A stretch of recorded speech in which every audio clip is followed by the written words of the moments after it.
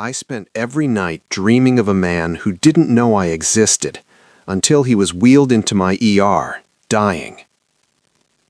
Welcome to BL Stories by K, your home for original high-tension audio dramas. I'm so happy to have you here. Before we begin, please take a moment to subscribe to the channel and hit that notification bell. Now let's dive into the story for today. My bedside drawer has a false bottom. It's a pathetic cliché for a man with a medical degree, but it's the only place where the real me exists. I pull out the latest clipping from the County Gazette. The paper is crisp, the ink still smelling faintly of the press. I am looking at him, Caleb. He's standing in front of a scorched warehouse, soot smudged across a jawline so sharp it looks like carved from granite. He's smiling, that effortless, heroic smile that makes the whole county feel safe. I trace the line of his shoulder through the newsprint. My chest tightens. My skin feels 2 sizes too small. I know his stats better than his own mother does.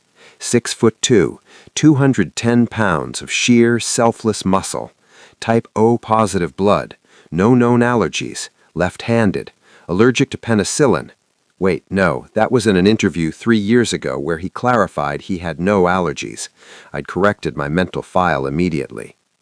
The folder on my laptop is labeled Research Trauma Cases. It contains 247 images of Caleb Vance, newspaper photos, social media screenshots I'd saved before he made his account private, a shaky video someone posted of him carrying a child out of a burning apartment building, his face streaked with ash, his eyes fierce with determination. I close my eyes, and the newsprint transforms into something more vivid. I am dreaming of him again, the same dream that's haunted me for 2 years. Those heavy, bunker-clad arms pinning me against cold tile, the smell of smoke on his skin, the heat radiating off him like a furnace. In my head, he isn't the county's hero. He's mine. He knows my name. He whispers it against my throat. His calloused hands map the geography of my body with the same courage she shows running into burning buildings. I wake up with my heart hammering and my sheets damp, gasping his name into the empty air of my apartment. It's a sickness, and as a doctor, I should know how to cure it. But I don't want to be cured. I want to be consumed. I carefully fold the clipping and return it to its hiding place. In 6 hours, I have a shift at County General. I'll put on my white coat, become Dr. Cale Morrison, the brilliant, composed ER surgeon who'd earned his reputation through precision and ice-cold calm. And no one will know that beneath the professional exterior, I'm just a man hopelessly, pathetically in love with someone who doesn't know I exist. The ER at 2 a.m. is a symphony of controlled chaos. The fluorescent lights hum with a sterile, flickering energy. Somewhere in Bay 3, a drunk driver is demanding to be released. In Bay 5, a teenager with a broken arm from skateboarding is trying not to cry in front of his friends. I was finishing a chart, my fingers steady on the keyboard, my face the mask of Dr. Cale, the brilliant, unshakable surgeon who'd earned his reputation through precision and ice-cold calm. Then the red phone rang. Every doctor knows that sound. It's the sound of someone's world ending, the sound of fate calling collect. I picked up. Dr. Morrison. Multiple trauma coming in. The dispatcher's voice crackled through the line. 3-alarm warehouse fire on Industrial Boulevard. We have a firefighter down. Severe burns covering approximately 30% of his body. Smoke inhalation. Crush injuries to the lower extremities. Possible internal bleeding. ETA 3 minutes. My heart didn't just skip a beat. It stopped. Professional. Stay professional. Copy. What's the patient's name? There was a pause. Paper rustling. Caleb Vance, age 29. He's one of ours, Station 12. The world tilted sideways. The phone slipped from my fingers. I caught it before it hit the floor, muscle memory saving me from complete collapse. But inside, I was screaming. The fluorescent light suddenly felt too bright. The sterile smell of the hospital was replaced by a phantom scent of burning rubber and ash. Not him. Please, God, not him. Dr. Morrison? Doctor, did you copy? Copy. My voice sounded distant, like it belonged to someone else. Prep Trauma 1. I want a full burn team standing by. Get me saline, plasma, and make sure we have O-positive blood ready, at least 6 units. I hung up. My hands were shaking, actually shaking, something that hadn't happened since my first year of residency. Move, I commanded myself. You have 3 minutes to pull yourself together. 3 minutes before the man you've spent 2 years obsessing over comes through those doors, and you need to save his life. I scrubbed my hands viciously, the hot water turning my skin pink. I stared at myself in the mirror. Green eyes, dark hair falling across my forehead, a face that patients called trustworthy and kind. But right now, I looked terrified. You can do this, I whispered to my reflection. You don't get to fall apart, not when he needs you. The bay doors burst open. The sound of the gurney's wheels screaming against the linoleum was deafening. A swarm of paramedics pushed through. I counted 4 of them, all looking grim, and there, in the center of the storm, was the man from my drawer. But the hero was gone. His turnout gear was shredded and blackened, hanging off his body in burnt tatters. His beautiful, sun-kissed skin, the skin I'd memorized from photographs, was angry red and weeping, blistered and raw. His hair, usually golden brown and perfectly tousled, was singed short on one side. His eyes, those bright, courageous eyes that haunted my dreams, were rolled back into his head, only the whites showing. "Vitals are dropping," Sarah, my best trauma nurse, screamed. "BP is 70/40 and falling. Heart rate 140. Oxygen saturation at 78%. Doctor, we're losing him!" I froze. For 3 seconds, 3 eternal seconds, I wasn't a surgeon. I wasn't Dr. Cale Morrison, the man who'd saved hundreds of lives with steady hands and steadier nerves. I was just the boy with the hidden clippings, watching his entire world go up in flames on a gurney in front of him. He's dying. The man you love is dying. "Move, Cale," I screamed at myself internally. "If you don't move, he dies. If you freeze, you'll lose him before you ever had him." I stepped forward. I placed my hands on his chest, the same chest I had traced in photos 1,000 times, imagining what it would feel like beneath my palms. It was hot, too hot, the heat of the fire still trapped beneath his damaged skin. But he was real, solid, alive. "Intubate him now," I barked, my professional mask snapping back into place, though my soul was weeping. "Get me a central line. Push 2 liters of saline wide open. I want a chest x-ray and a full trauma panel. Sarah, call down to the burn unit and tell them we're coming up. We are not losing this man. Not tonight, not ever." The team moved like a well-oiled machine. I'd trained them well. I cut away what remained of his gear, exposing the full extent of the damage. 2nd-degree burns across his chest and arms, 3rd-degree on his left shoulder. His legs were crushed beneath the knees. A beam must have fallen on him. "Caleb," I whispered, so quietly that no one else could hear. "I've got you. I promise. Just hold on."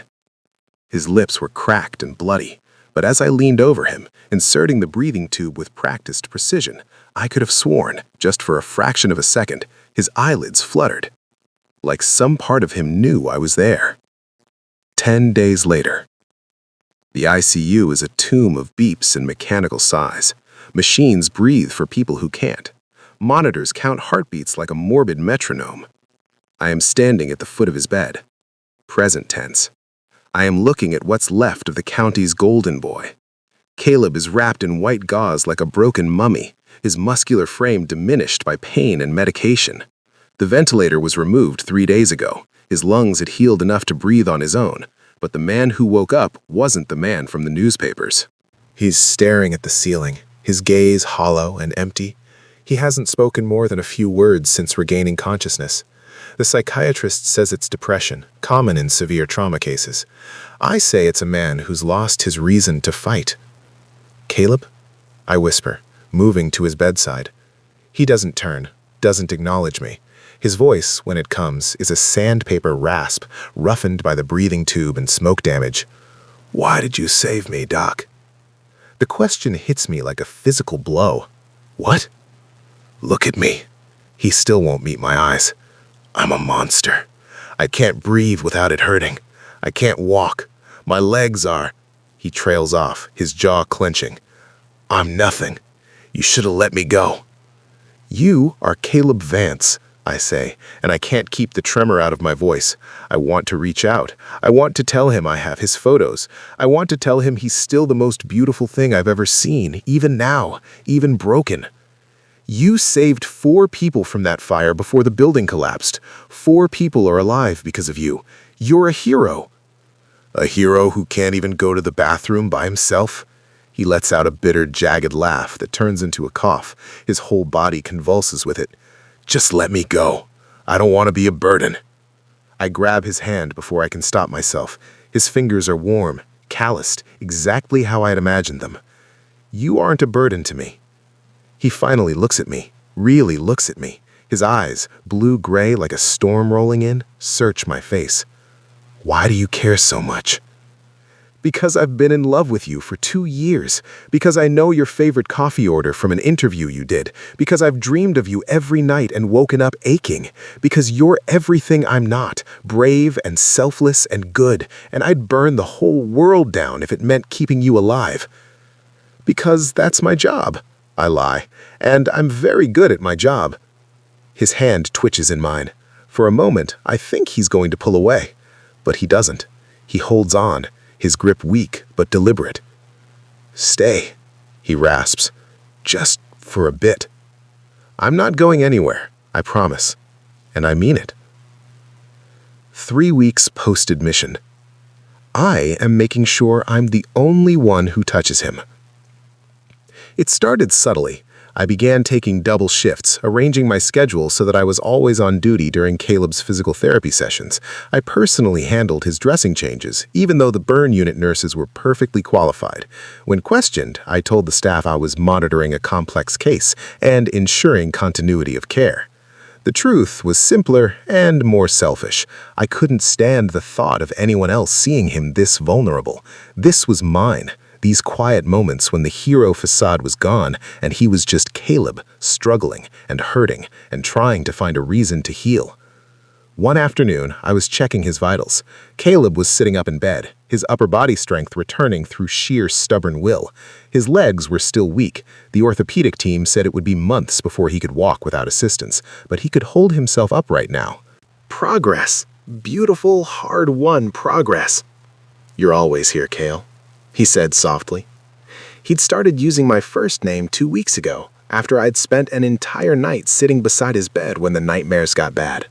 When he'd woken up screaming, reliving the moment the warehouse ceiling collapsed on him, I'd held his hand and talked him through it, told him where he was, reminded him he was safe.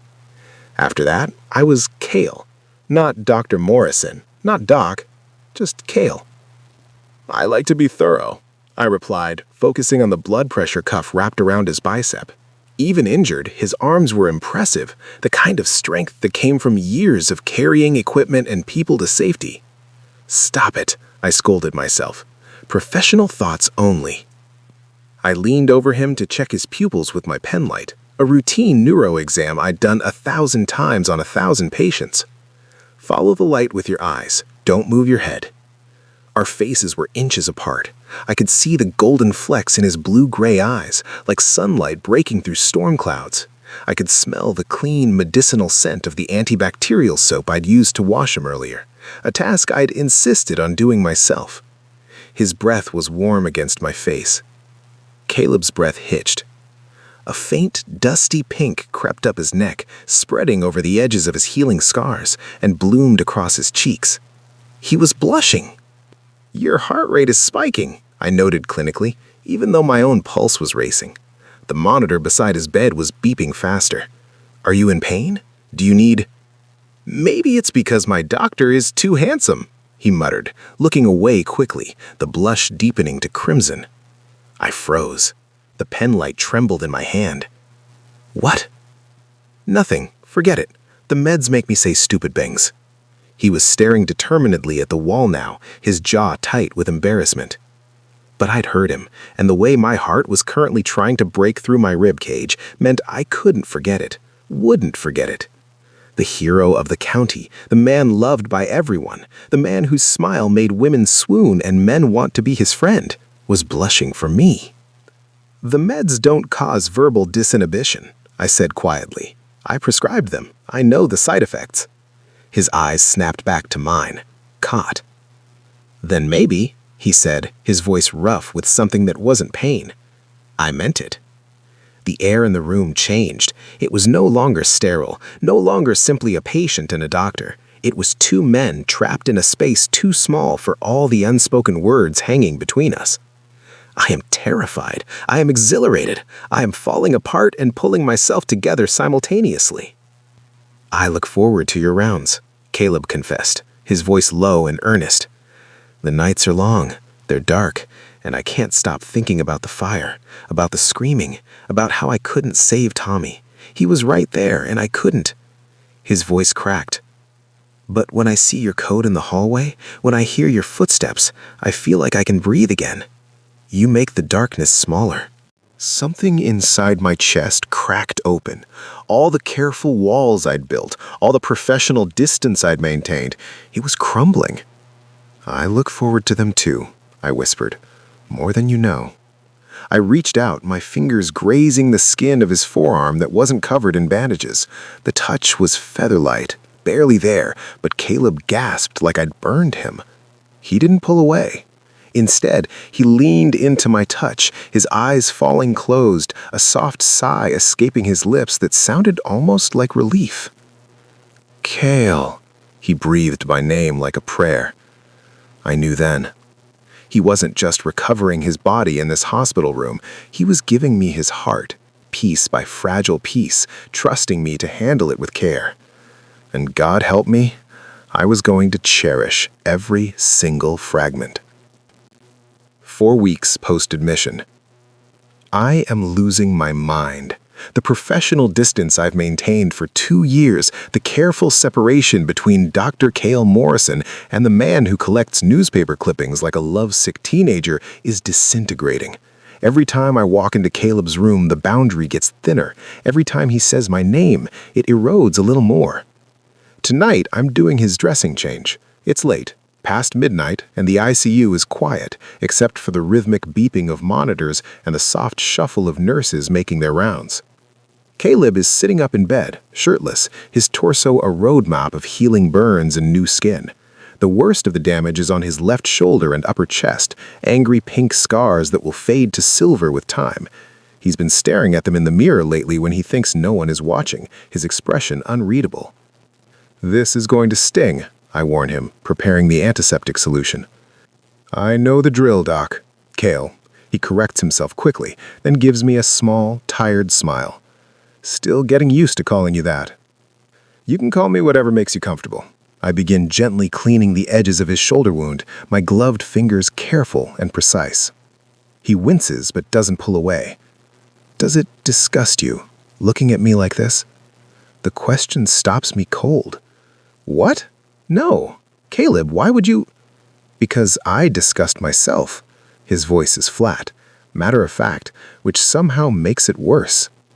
I used to be, I don't know, whole? Now I'm just this patchwork thing. The press used to call me the golden boy. What are they going to call me now? The broken one? I set down the antiseptic and moved to stand directly in front of him, forcing him to look at me. "You want to know what I see when I look at you?" "Damaged goods," he mutters. "I see a man who ran into a burning building when everyone else was running out. I see someone who carried 4 people to safety before the ceiling collapsed. I see courage." My hand hovers over his chest, just above his heart, not quite touching. I see strength. I see someone who's fighting every single day to heal, even when he doesn't want to.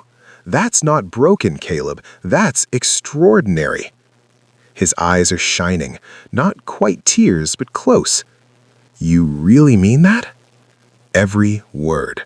I see the man I've been in love with for 2 years. I see someone even more beautiful now because I know the heart beneath the scars. He catches my wrist, his grip surprisingly strong. Why are you so good to me? Because the words stick in my throat.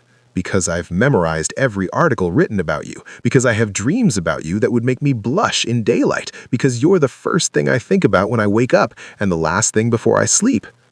Because, he prompts, his thumb brushing against my pulse point. Can he feel how fast my heart is racing? Because you deserve it, I finish lamely. He doesn't let go of my wrist. Instead, he tugs gently, pulling me closer until I'm standing between his knees, our faces level. The hospital bed puts me at exactly my height when he's sitting. I think, he says slowly, his eyes searching mine, there's more to it than that.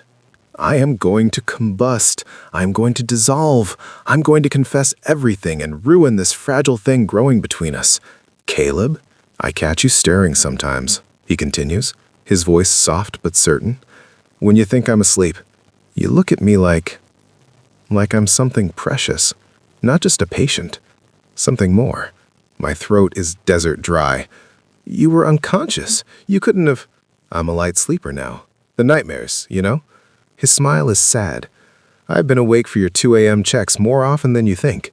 And Cale, the way you look at me... He pauses, his grip on my wrist tightening almost imperceptibly. Nobody's ever looked at me like that before. Like what? I managed to whisper. Like you already knew me. Before the fire, before any of this. His free hand gestures at the hospital room, at his scarred body. Like you've been waiting for me. Oh, God. Oh, God, he knows. He can't know. Can he? I should pull away. I should maintain professional boundaries. I should do 1,000 things that aren't standing here drowning in his storm cloud eyes. That's a very astute observation for someone on pain medication. He laughs, a real laugh this time, not the bitter sound from before. I'm not on the heavy stuff anymore, remember? You tapered me down last week, said I was healing faster than expected. His thumb is still tracing circles on my wrist, and I'm certain he can feel my pulse hammering. So, I'm completely clear-headed when I say this. I think about you all the time, Cale. I know it's probably the trauma talking, or transference, or whatever the psychiatrist called it, but I can't help it. You're the only good thing in my day. Caleb, you don't know what you're saying. Don't I? He pulls me even closer, until our foreheads are almost touching. I know I look forward to your rounds like a kid waiting for Christmas. I know I pretend to be asleep sometimes, just so you'll check on me in the middle of the night. I know that when you smile, really smile, not the doctor smile you give everyone else, my whole day gets brighter. He takes a shaky breath. I know I'm falling for my doctor, which is probably the most cliché thing in the world. But I don't care. This is not happening. This is a dream. I'm going to wake up in my apartment with ruined sheets and the crushing disappointment of reality. You don't know me, I protest weakly. Not really. Then let me. His eyes are pleading now. Let me know you, the real you. Not Dr. Morrison, who saves lives and never shows emotion. I want to know Cale, the man who sits by my bed reading medical journals at 3 a.m., the man who brings me coffee from that specific shop on 5th Street because he somehow knew it was my favorite. My stomach drops. How did you... I mentioned it once, weeks ago, barely conscious, probably rambling about random things. But you remembered. His smile is gentle, understanding, terrifying in its perception. You remember everything I say, don't you? Abort! Abort! This is spiraling out of control. I'm your doctor. It's my job to know that I take my coffee black with 2 sugars, to remember that I hate grape-flavored anything when you were choosing my electrolyte drinks, to notice that I sleep better when the blinds are closed, but not completely, because total darkness makes the nightmares worse. He's ticking items off on his fingers now, each one a small exposure of how much attention I've been paying. Those aren't doctor things, Cale. Those are someone who cares things. I should deny it. I should maintain the lie. But I'm so tired of hiding. Yes, I admit, the word barely audible. I care. More than I should. The smile that breaks across his face is sunrise after a long night. Good, because I was starting to think I was crazy for hoping you felt the same way. The same night, an hour later.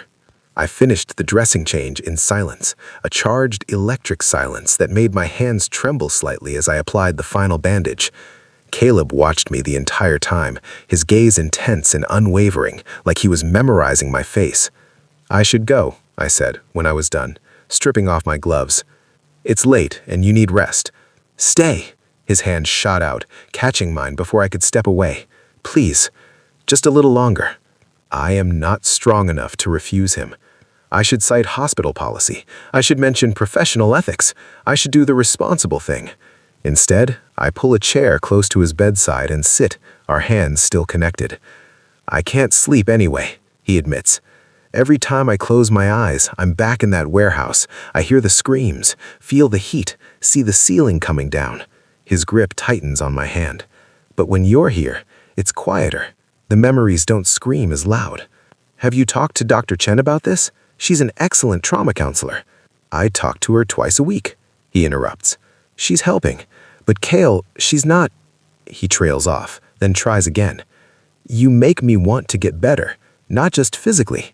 You make me want to be whole again, so that maybe I could be someone worthy of the way you look at me." My heart clenches. "You don't need to be anything other than what you are. A broken firefighter who can't even walk to the bathroom?" The bitterness is creeping back into his voice. A survivor, a hero, a man who's stronger than he knows.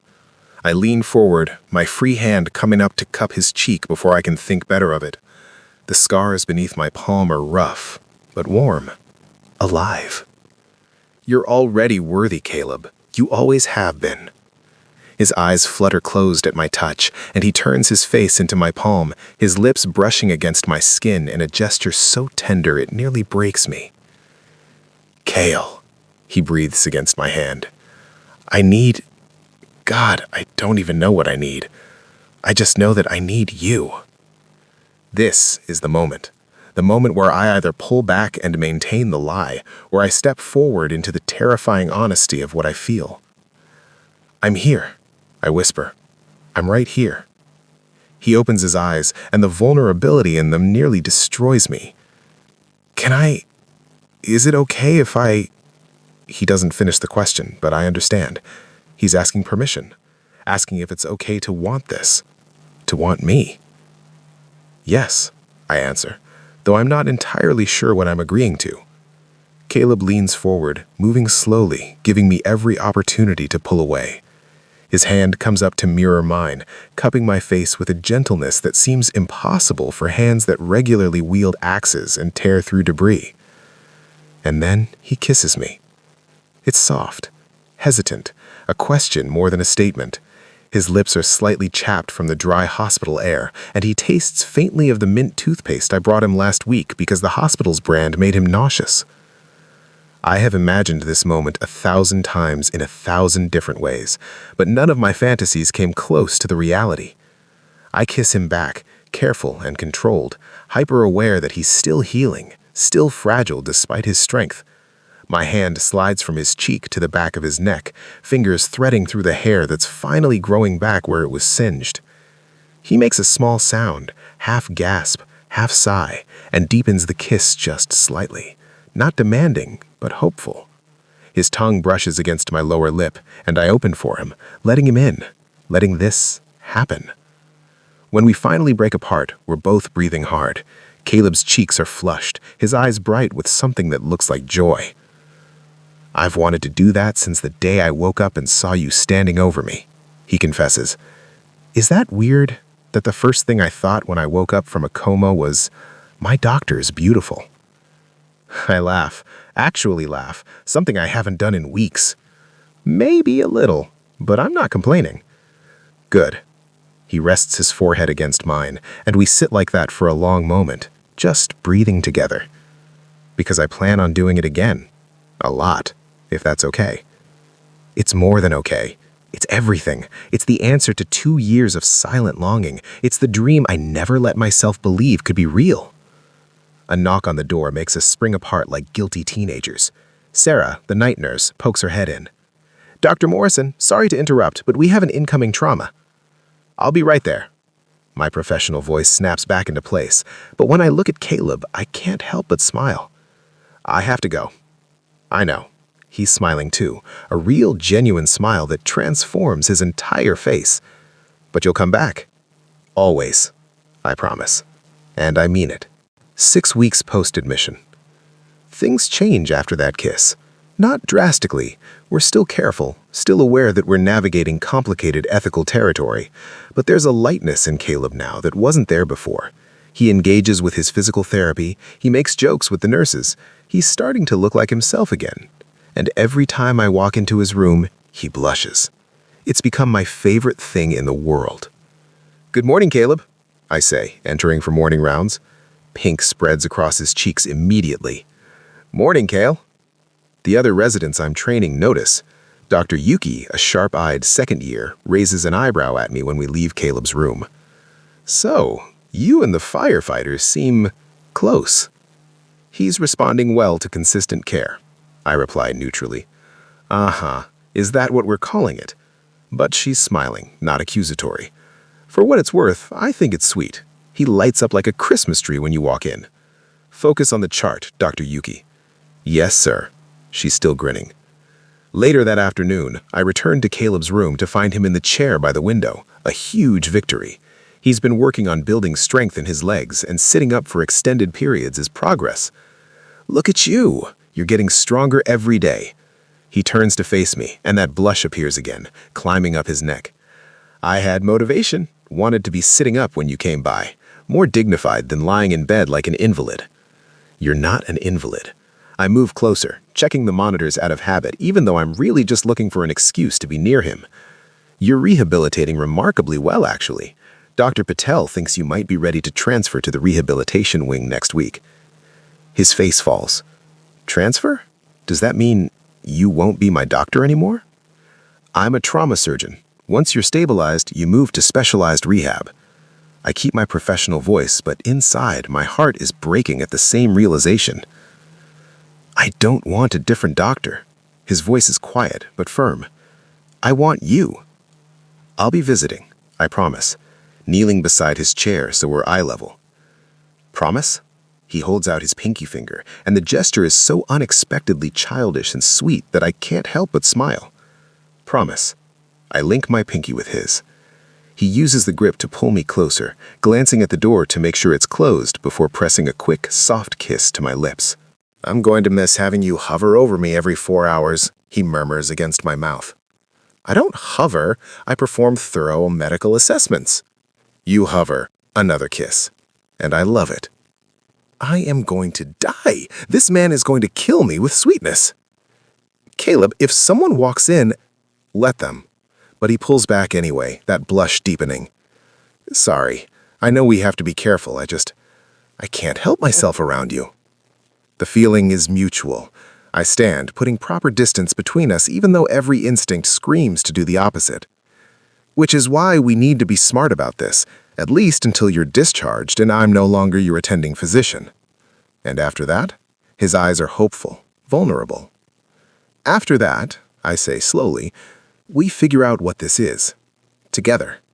His smile could power the entire hospital. I'd like that. 7 weeks post-admission, late night. The call comes at 1:47 a.m. I'm not even on duty. I'm at home, supposedly sleeping, but Caleb's name on my phone screen has me answering before the second ring. "Cale?" His voice is wrecked, shaking. "I'm sorry, I know you're not working tonight, but I didn't know who else to call and—" "What's wrong? Are you hurt? Is it your legs?" I'm already grabbing my keys, heading for the door. "No, I can't. The nightmares won't stop, and I can't breathe right, and I know I'm being pathetic, but everything feels wrong, and—" "I'm on my way. 10 minutes. I'm in my car, engine already running. Stay on the phone with me. Can you do that?" Yeah, okay." I hear him trying to regulate his breathing, fighting against a panic attack. "Tell me where you are right now. Describe what you see." I'm in my room, the ICU. There's the window. The moon is out. It's bright. Good. That's good. What else? The monitors. They're beeping. It's steady. Normal. His breathing is slowing slightly. There's the chair you always sit in. Your coffee cup is still there from this afternoon. Focus on that. You're safe. You're in the hospital. The fire was 7 weeks ago. You survived. I'm breaking several traffic laws getting to County General, but I don't care. By the time I reach his room, he's calmer but still trembling. He's sitting up in bed, his hospital gown soaked with sweat, his eyes wide and haunted. "Hey," I say softly, closing the door behind me. "I'm here." "You came?" He sounds amazed, like he didn't actually expect me to show up. "Of course I came." I move to his bedside, and without thinking, without caring about protocols or boundaries, I sit on the edge of his bed and pull him into my arms. He collapses against me, his face buried in my shoulder, his whole body shaking. He's not crying, not quite, but he's close. "I was back there, in the warehouse. I could hear Tommy screaming and I couldn't reach him. The smoke was everywhere, and the heat, and I knew the ceiling was coming down, but I couldn't move fast enough. And then I was trapped, and I couldn't breathe, and—" "Shh, you're okay. You're safe." I run my hand through his hair, the same soothing motion I've watched nurses use on distressed patients. But this is different. This is personal. This is personal. Tommy made it out. You got him out before the collapse. He's alive because of you. But in the dream, he dies. Every time. And it's my fault. It's not your fault. None of it was your fault. I pull back just enough to look at him. His eyes are red-rimmed, exhausted. You're a hero, Caleb. You saved lives. The fact that you're traumatized by what happened doesn't change that. I don't feel like a hero. I feel broken. Then let me help you heal. I cup his face in my hands, thumbs brushing away the moisture at the corners of his eyes. You don't have to be strong all the time. Not with me. Something in him breaks open at those words. The tears come then, silent and steady, tracking down his cheeks. I hold him through it, letting him release weeks of pent-up fear and pain and trauma. When he finally quiets, he doesn't pull away. Instead, he stays curled against my chest, my arms around him, and whispers, "Stay? Until I fall asleep? I'll stay as long as you need." I end up lying beside him on the narrow hospital bed, his head on my chest, my hand stroking his back in slow, soothing circles. It's completely unprofessional. It would probably get me reported if anyone saw us. I don't care. "Cale," he murmurs, half asleep. "Yeah?" "Thank you for seeing me. The real me. Not the hero everyone else wants me to be." "I see you. I've always seen you. Even before the fire, I saw the man beneath the uniform." "You don't have to thank me for that," I whisper. His breathing evens out, and within minutes, he's asleep. Real asleep, not the fitful, nightmare-plagued kind. I should get up. I should go home. Instead, I stay exactly where I am, holding the man I love, and for the first time in 7 weeks, I let myself believe that maybe, just maybe, this could actually work. 8 weeks post-admission. The rehabilitation wing smelled different from the ICU, less antiseptic, more like hope. Physical therapy equipment lined the walls, parallel bars, resistance bands, medicine balls. It was designed to look less like a hospital and more like a gym, but I could still see the medical underpinnings beneath the cheerful paint. Caleb's new room had a window that faced the garden. Sunlight poured through the glass, catching the gold in his hair that was finally growing back properly. "So this is it," he said, looking around. "My new home for the next month." 6 weeks, actually. I set down the tablet I've been carrying. Dr. Patel is optimistic. She thinks, with your progress, you'll be walking independently by then. "Walking," he said, like he didn't quite believe it. "Feels impossible." 3 months ago, we didn't know if you'd survive. Now look at you. I gestured at him sitting upright, no longer connected to a dozen machines. You're already doing the impossible.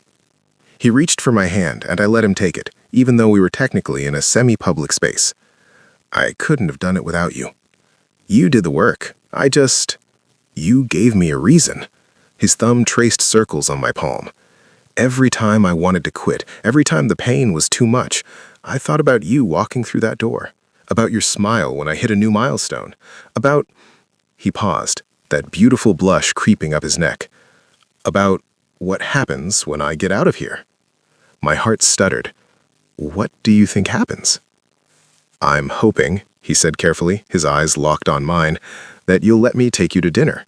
A real date, not in a hospital cafeteria, somewhere with candles and actual food that doesn't come on a plastic tray. I couldn't help but smile. That sounds... Dr. Morrison, a voice interrupted from the doorway. Dr. Patel, Caleb's new primary physician, stood there with a knowing smile. Sorry to interrupt, but I need to go over Caleb's therapy schedule with both of you. I stepped back professionally, but not before Caleb squeezed my hand one last time. Over the next hour, Dr. Patel outlined an aggressive but achievable rehabilitation plan: water therapy, strength training, occupational therapy to regain fine motor skills in his hands. Caleb listened intently, asking intelligent questions, and I felt a surge of pride watching him take control of his recovery. I'll leave you two alone, Dr. Patel said, eventually, heading for the door. She paused, glancing back at me with a subtle smile. Dr. Morrison, you're welcome to visit any time. I think consistent support systems are crucial for recovery. The door closed behind her. She knows, Caleb said immediately. She suspects. I moved back to his bedside. Dr. Patel is exceptionally perceptive. Is that going to be a problem for you, professionally? I considered the question. Technically, now that he was no longer my patient, the ethical concerns were minimal, still complicated but not forbidden. No, not anymore. His face lit up. Really? Really. I sat on the edge of his bed, allowing myself the closeness I'd been carefully rationing. You're not my patient anymore, Caleb. You're Dr. Patel's patient. I'm just someone who cares about you. Someone who cares? He repeated, reaching up to cup my face. Is that all you are to me? How do I tell him? How do I explain that he's been the center of my universe for 2 years? You're everything, I whispered, the confession spilling out before I could stop it. You've been everything for longer than you know. His eyes widened. What do you mean? I mean, I've known who you were long before the fire. I've watched you on the news, read articles about your rescues. You were this untouchable hero, and I was just someone who admired you from a distance. Cale, let me finish. My hand covered his where it rested against my cheek. When they brought you in that night, broken and burned, I thought my world was ending because the man I'd been secretly fascinated by for so long was dying in front of me, and I realized that admiring you from afar wasn't enough. I needed you to survive. I needed the chance to know you, really know you, not just the hero in the newspapers. Tears were sliding down his cheeks now. You really mean that? Every word. I brushed away his tears with my thumb. These past 2 months, getting to know the real you, the man who makes terrible jokes at 3 a.m., who worries about his team more than himself, who's terrified of grape-flavored anything, it's been the greatest privilege of my life. He pulled me down into a kiss that tasted like salt and hope. His hands threaded through my hair, and I let myself sink into him, into this moment where nothing else existed except us. I'm gonna work so hard, he murmured against my lips. I'm gonna get strong again, and then I'm gonna take you on that date and 100 more after that, and I'm gonna spend every single one of them showing you that you didn't just save my life, you gave me a reason to want to live it. 10 weeks post-admission. I watched through the observation window as Caleb took his first steps on the parallel bars. His physical therapist, Marcus, stood beside him, spotting but not touching. Caleb's face was set in determination, sweat beading on his forehead as he forced his legs to remember how to work. Come on, Vance, 5 more steps. You've got this. Caleb's left leg trembled, threatening to give out. I pressed my hand against the glass unconsciously, as if I could somehow lend him strength through sheer will. He made it to the end of the bars. Yes, Marcus clapped him on the shoulder. That's what I'm talking about. You just walked 15 feet. Caleb looked up, his eyes finding mine through the window. The smile that broke across his face was pure sunshine, and I couldn't help but smile back, giving him a thumbs up. After the session, I met him in his room. He was exhausted but glowing with pride. Did you see? 15 feet. I saw. I checked his vitals out of habit. Some things never change. How does it feel? Like I just climbed a mountain. But Cale, I walked. I actually walked. He grabbed my hand, pulling me closer with more strength than he had in weeks. I'm getting there. I'm getting back to myself. You're exceeding every projection. I ran my fingers through his hair, a gesture that had become natural between us. Dr. Patel thinks you might be discharged in 3 weeks instead of 6. His expression turned serious. And then what? Then we figure out what us looks like outside these walls, if you still want to. He looked at me like I'd said something absurd. Cale, I've spent the last 2 months falling in love with you. Why would I stop now? The words hit me like a physical force. Love? Love, he confirmed, no hesitation in his voice. I love you. I love the way you check on me even when you're not working. I love how you brought me coffee from that shop across town because you noticed it made me smile. I love how you hold my hand during the nightmares. I love... His voice cracked slightly. I love that you see me. Not the hero, not the patient, just me. I couldn't speak. The words I'd kept locked inside for 2 years were trying to claw their way out. You don't have to say it back, he added quickly. I know this is complicated, and maybe it's too soon, but I needed you to know. I love you too. The confession burst free, unstoppable. God, Caleb, I've loved you for so long. Even before I knew you, I loved the idea of you. And now that I know the real you, I'm completely, hopelessly, utterly in love with you. He kissed me then, deep and slow and perfect. His hands cradled my face like I was something precious, and I melted into him, into this impossible, beautiful thing growing between us. 3 more weeks, he whispered against my lips, and then you're taking me on that date. Actually, I believe you're the one who promised to take me on a date. Right, yes, I did say that. His blush was back, and it was still my favorite thing.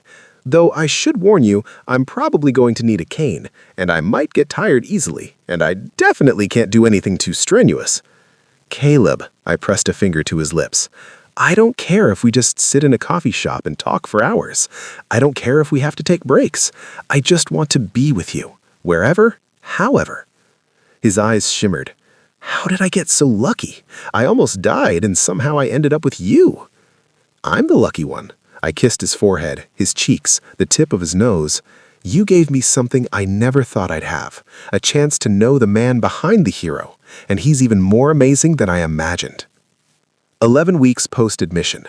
The day Caleb was discharged, the entire fire station showed up. I watched from the nurses' station as his crew filled the hallway, burly men and women in department t-shirts, carrying balloons and flowers, and a massive banner that read, "Welcome back, Golden Boy." Tommy, the firefighter Caleb had saved, was at the front of the group. When he saw Caleb walking, actually walking, with just a cane for support, his face crumpled and he pulled Caleb into a crushing hug. "You saved my life, man. You saved my life." "We're even now," he replied, his voice thick. "You guys kept me going in there." I stayed back, giving him space for this reunion. This was his world, his family. I was just... "Cale," Caleb called out, gesturing me over. "Come here." I approached hesitantly, aware of all the eyes on me. Caleb reached out and took my hand, pulling me to his side without any shame or hesitation. "Everyone, this is Dr. Cale Morrison. He's the reason I'm standing here. He's the reason for a lot of things." The crew understood immediately. I saw the knowing glances, the subtle smiles, but there was no judgment, only acceptance. "Well, Doc," a woman I recognized as Captain Torres said, extending her hand, "thank you for bringing our boy back to us. You're welcome at the station any time." "Thank you, Captain." "And Caleb?" She fixed him with a stern look that couldn't quite hide her affection. "You take your time healing. No rushing back before you're ready." "Yes, ma'am." After the crew left, after the final paperwork was signed and the discharge instructions given, it was just Caleb and me in the empty room. "So, this is it," he said, looking around at the space that had been his home for nearly 3 months. "Freedom. How does it feel?" "Terrifying, exciting, overwhelming." He turned to me. "Real." I helped him gather his belongings, not that there was much. Some clothes his sister had brought, the get well cards that covered every surface, a sketchbook where he'd been documenting his recovery and drawings. "I'm scared," he admitted quietly as we walked toward the exit. "What if I can't do it? What if I can't be the firefighter I was?" "Then you'll be a different kind of firefighter, or maybe you'll be something entirely else. But whatever you become, you'll still be Caleb, and that's more than enough." We reached the entrance to the hospital. Sunlight poured through the glass doors, real sunlight, not filtered through hospital windows. Caleb paused at the threshold. "Will you—" He looked at me, vulnerable. "Will you come with me? Just for today? I don't want to be alone yet." "I have the next 3 days off," I said softly. "I'm yours for as long as you need me." "I'm going to hold you to that, forever, if you'll let me." We stepped through the doors together, into the sunshine, into the beginning of whatever came next. And for the first time in 2 years, the fantasy I'd carried in my bedside drawer felt less important than the reality of his hand in mine. Epilogue. 6 months later. The coffee shop on 5th Street was exactly as I'd imagined it. Warm lighting, soft music, the smell of fresh espresso filling the air. Caleb sat across from me, no cane in sight. He'd worked tirelessly through physical therapy, and last month he'd been cleared to return to light duty at the station. Not firefighting yet, that would take more time, but training recruits, doing safety inspections, being part of the family he'd missed so desperately. "You're staring," he said, a smile playing at his lips.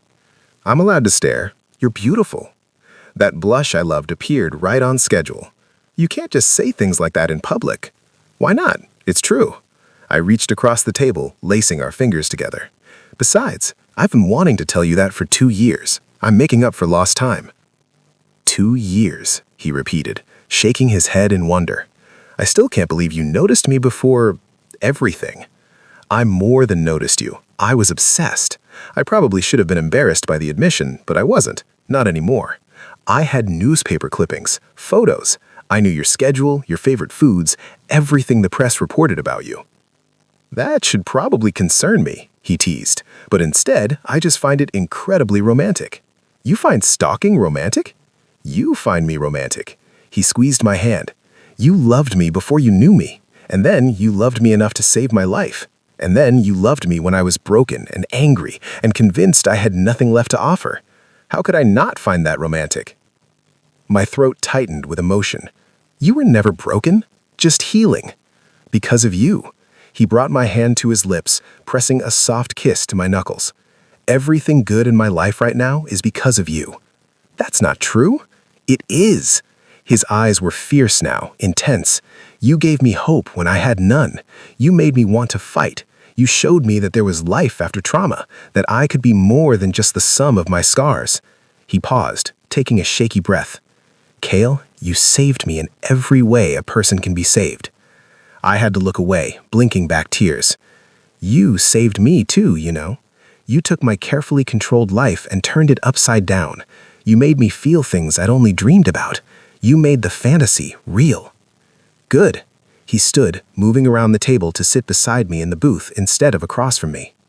"Because I plan on spending the rest of my life making sure you never regret taking a chance on a broken firefighter." "Not broken," I corrected, leaning into his warmth. "Healing. There's a difference." He kissed me then, soft and sweet and full of promise. Around us, the coffee shop continued its evening rhythm, but we existed in our own bubble, two people who'd found each other in the most unlikely way. "I love you," he murmured against my lips. "I love you too." I pulled back just enough to see his face, to memorize this moment. Always. Outside, the sun was setting, painting the sky in shades of orange and pink. Inside, surrounded by the smell of coffee and the warmth of the man I loved, I finally understood what it meant to be truly, completely happy. The newspaper clippings were still in my bedside drawer, but now, next to them, there were new memories. Photos of us together, movie ticket stubs, a pressed flower from our first real date. The fantasy was becoming reality, and reality was so much better than anything I could have imagined. Caleb's hand found mine again, our fingers intertwining like they were always meant to. And in that small coffee shop on 5th Street, with the man I'd loved from afar finally sitting beside me, I knew that every moment, the dreams, the longing, the fear, the hope, had led us exactly where we were supposed to be. Together. The end.